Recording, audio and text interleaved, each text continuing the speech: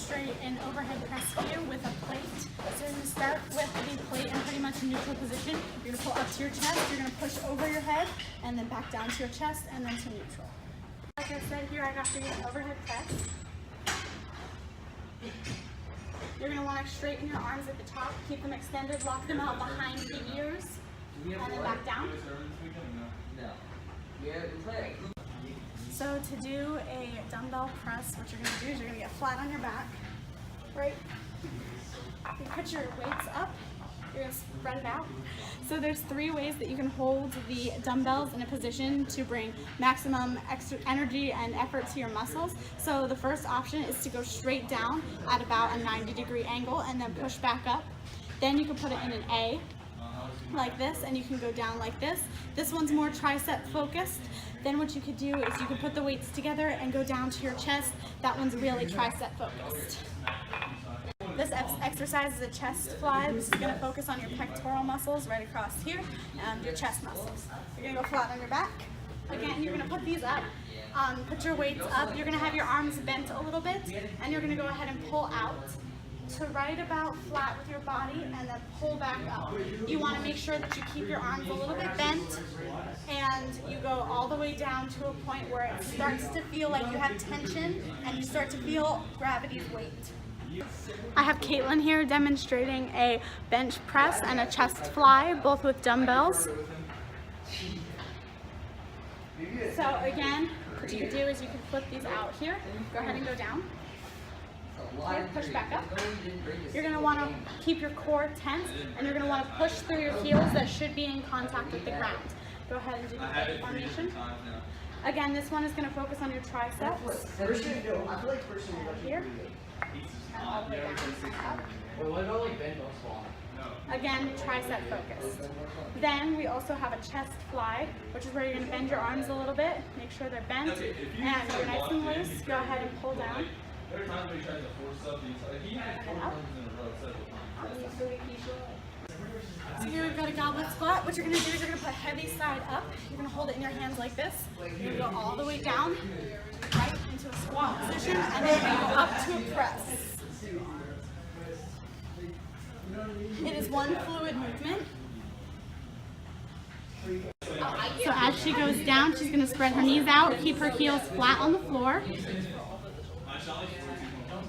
And then extend again, locking the elbows out behind the ears, and then going back down in one fluid motion. Awesome, thank you. So here we've got a burpee. It's going to be really easy. What you're going to do is you're going to hit the floor.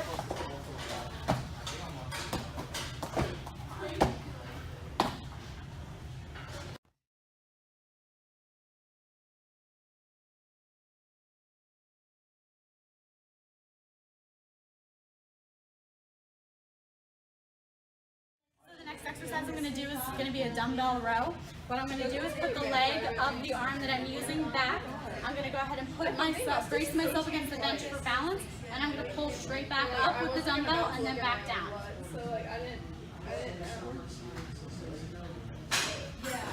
So another variation of that I've got for you is using a barbell rather than dumbbells. What you're going to do is be in a similar position. Will you paint the mirror? Similar position, right? You're going to be here, and then you're going to pull your arms up, right up to your diaphragm. The more parallel you are, you're going to want to bend your knees a little bit, and you're going to want to pull right up to your diaphragm, right under your sports bra line. So here right now we've got a butt burner exercise. What you're going to do is go ahead and get in a squatting position with a resistance band right around your ankles. This is going to be, here I'll get it from the side. Go ahead, keep going. This is going to be super beneficial for your glutes as well as targeting your quads and your hamstrings. Seal jacks are one of my all-time favorite exercises. They're a lot of fun to do. What you're going to do is go ahead and take a band like this, a resistance band. You can make it more difficult by doubling it up, or you can make it just a single band. What you're going to do is you're going to go ahead and do like you would a jumping jack with your legs, so like this, but at the same time you're going to do a pull apart with your arms. Now this should be right about chest level, and you want to keep your arms, your elbows bent a little bit, so it's going to look something like this.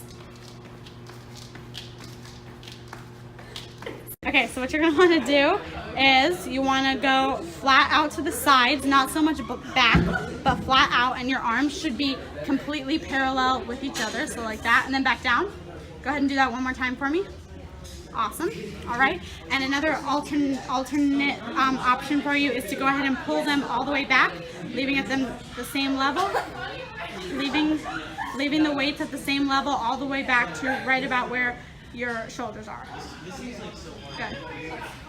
So another exercise I've got for you is a chin up. What you're going to want to do is have a supinated grip, which means your palms are going to be towards you. You're going to go ahead and put them on the bar, and you're not going to jump up, right? You're going to go ahead and just use your force, your body force, to pull yourself up.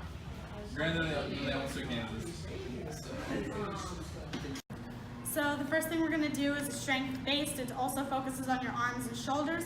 It's going to be a push-up. So what you're going to do is go ahead and drop to the floor. Right?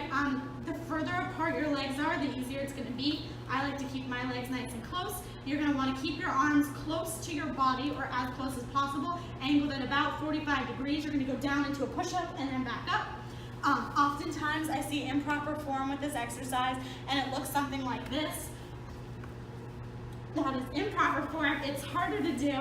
It's not as beneficial, and doesn't focus on pretty much any of your arms. What you're going to end up doing is straining or possibly even tearing your bicep tendon up in here, right here. So you're going to want to avoid doing that. A way to make it more difficult is to go ahead and take a resistance band, wrap that around your shoulder blades.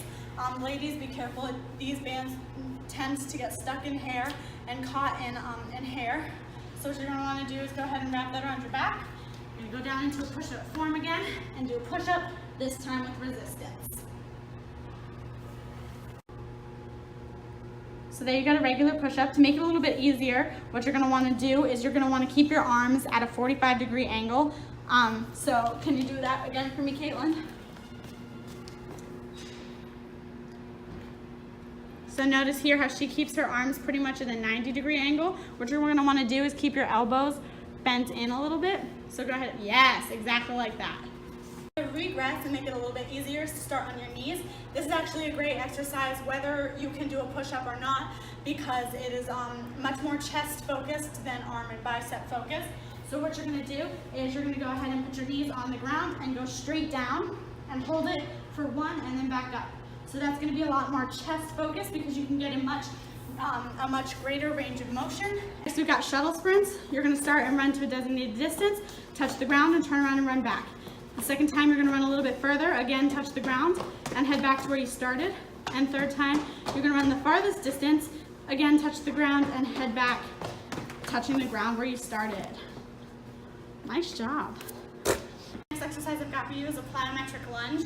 I'm going to go ahead and turn sideways so that you can see what I'm doing here. What you're going to want to do is first understand the basic concept of a lunge. You're going to start with your legs apart, and you're going to lunge down to the ground. You do not want this knee touching the ground. This quad should be burning, this quad should be burning.